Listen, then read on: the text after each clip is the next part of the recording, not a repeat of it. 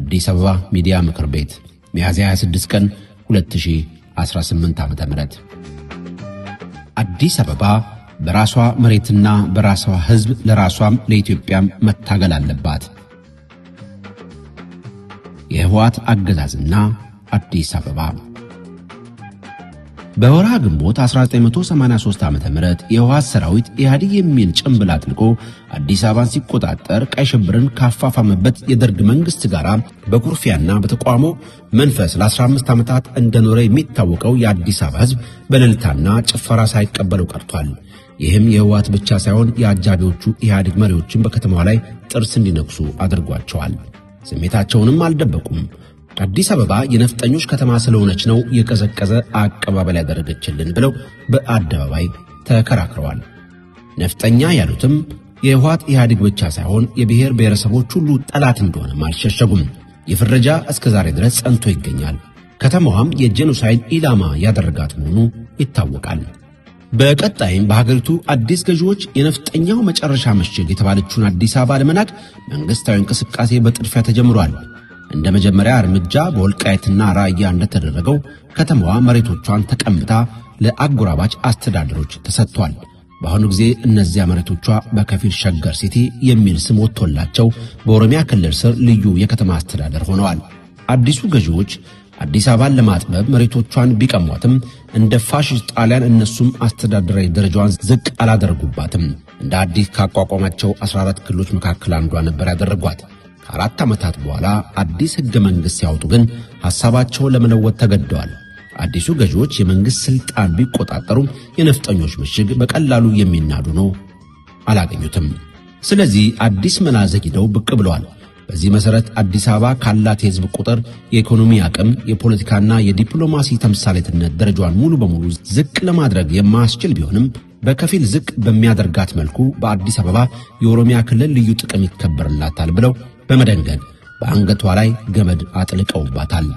በተጨማሪም ሌላው በተለይ ትግራይ እስኪለማ አዲስ አበባ ትድማ የሚል ፖሊሲ ተግባራዊ አድርገው ከተማዋን ከሌጎስና ከካይሮ ይልቅ ሀገር ውስጥ ካሉ ከተሞች ጋር እያወዳደሩ እድገቷ እንዲገደብ ለ3 አስርት ዓመታት አበክረው ሰርተዋል። በውጤቱም አዲስ አበባ ከአፍሪካ 10 ትልልቅ ከተሞች ዝርዝር ውስጥ የምትወጣበት ጫፍ ላይ ደርሳለች። ይህ ሁሉ ሲሆን አዲስ አበባው እጅና እግሩን አጣጥፎ አልተመለከተም። በ1993 ዓ.ም የአዲስ አበባ ወጣት እስከ አፍንጫቸው ድረስ ከታጠቁ የአገዛዙ የጸጥታ ኃይሎች ጋር በባዶ እጁ ተፋልሟል።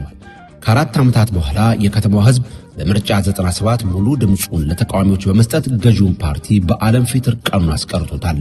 የምርጫውን ውጤት አላከብርም ሲልም ለሁለተኛ ጊዜ በባዶ እጁ ገጥሞት በደሙ ደማቅ ታሪክ ጽፏል። ይህ የ1997ቱ ተጋድሎ የህወሓት አገዛዝ ማብቂያ የጀመረበት ክስተት ሆኗል። በዚህም አዲስ አበባው በታሪክ ሲወደስ ይኖራል። አዲስ አበባና የኦህዴድ አገዛዝ ከ27 ረጅም የፍርድ ዓመታት በኋላ የህወሓት አገዛዝ ሲወድቅ የአዲስ አበባ ሕዝብ ሰኔ 16 2010 ዓ.ም በነቂስ ወጥቶ ደስታውን ገልጿል። ኢትዮጵያዊነትን ከፍ አድርጎ ወደ ሥልጣን የመጣው ኦህዴድ አገራችን ከተጠለፈችበት የጥላቻ ፖለቲካ ዙሪት ለማውጣት ከልቡ ይሠራል ብሎ ተስፋ ጥሎበት ነበር። ተስፋው ግን ከ6 ወራት በላይ አልዘለቀም። በወርሃ መስከረም 2011 ዓ.ም ከአዲስ አበባ ላይ ተቀምታ በተወሰደችው ቡራዩና አካባቢዋ በመንግስት አካላት ድጋፍ ዘግናኝ የሆነ ብሔር ተኮር ጭፍጨፋ በመፈጸሙ መላው አዲስ አበባ በልብ ውስጥ ዳስ እንደጣለ ሐዘን ተቀምጧል። ምንም እንኳን ከአፄ ኃይለ ሥላሴ መንግስት ውድቀት በኋላ በአማጽያን የሚፈጸሙ ብሔር ተኮር ጥቃቶች ብልጭ ድርግም እያሉ በመቆየታቸው የቡራዩ ብሔር ተኮር ጭፍጨፋ እንደ አዲስ ነገር ሊታይ የሚችል ያልነበረ ቢሆንም በጥቃቱ የመንግስት አካላት ይፋዊ ተሳትፎ አዲስና አስደንጋጭ ክስተት ነበር። ጄኖሳይድ በመንግስት አካላት ብቻ የሚፈጸም ድርጊት ስለሆነም አዲሱ አገዛዝ የጄኖሳይድ አደጋ ይዞ የመጣ መሆኑን ለመረዳት አዲስ አበባው ግንባር ቀደም ሆኗል። የጄኖሳይድ አደጋውን ቀድሞ በመረዳቱም በአገዛዙ ላይ ከ2011 ዓ.ም ጀምሮ ተቃውሞውን ማሰማት ጀምሯል። በሀገሪቱ የመጀመሪያውን ጸረ መንግስት ሰልፍ ያደረጉት የአዲስ አበባ ወጣቶች ነበሩ። አገዛዙም እጁን በይፋ በደም ያጨማለቀው በከተማዋ ጎዳና ላይ እነሱን በአልሞ ተኳሾች ጭንቅላታቸውን በመምታት ነበር። ይህ ፍጹም ፋሽስታዊ ድርጊት የአዲስ አበባን ወጣት ቅስም መስበር ሳይችል ቀርቷል። እንዲያውም በተቃራኒው በወራት ልዩነቶች ውስጥ የአዲስ አበባን እንቅስቃሴ በታሪክ ለመጀመሪያ ጊዜ ላስጀምረው ባላደራው ወይንም ባልደራስ መመስረት ገፊ ምክንያት ሆኗል። የአዲስ አበባዎቹ ባልደራስ በአገዛዙ የተደቀነውን የጄኖሳይድ አደጋ ወደ ፖለቲካ መድረኩ በቀዳሚነት በማምጣት ብቻ ሳይሆን ተቀባይነት እንዲያገኝም ወሳኙን ታሪካዊ ሚና ተጫውቷል። ይህ እውነታ ከአገዛዙ አልተሰወረም። በይፋ ጦርነት እናውጅባቸዋለን ብሎ አመራሮችንና አባላቱን ከሕግ ውጭ አስሯል፣ አሳዷል። ድርጅቱንም ከውስጥና ከውጭ ቦርብሮ ከሞላ ጎደል አጥፍቶታል። አገዛዙ ባልደራስን በማዳከም የአዲስ አበባን እንቅስቃሴ ማዳፈን የቻለ ቢሆንም አዲስ አበባው የለኮሰው ጸረ ጄኖሳይድ ትግል ወደ አማራ ክልል ተሸጋግሮ ሚሊዮኖችን መሰረት ያደረገ ግዙፍ ህዝባዊ ትግል ለመሆን በቅቷል።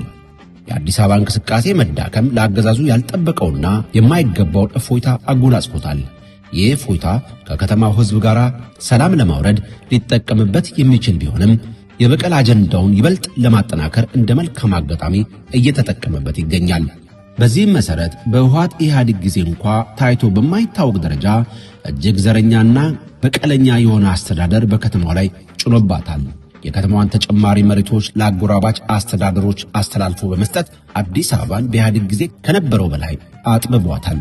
የከተማዋን የመሬት ይዞታ ባለቤትነት ነፍጠኛ ብሎ ከፈረጀው እጅ ለመቀማት ወስኖም በመቶ ሺዎች የሚቆጠሩና ከመላው ኢትዮጵያ የተውጣጡ ነዋሪዎችን ከነባር ሰፈሮቻቸው በኃይል እና ህገወጥ መንገድ አፈናቅሏል።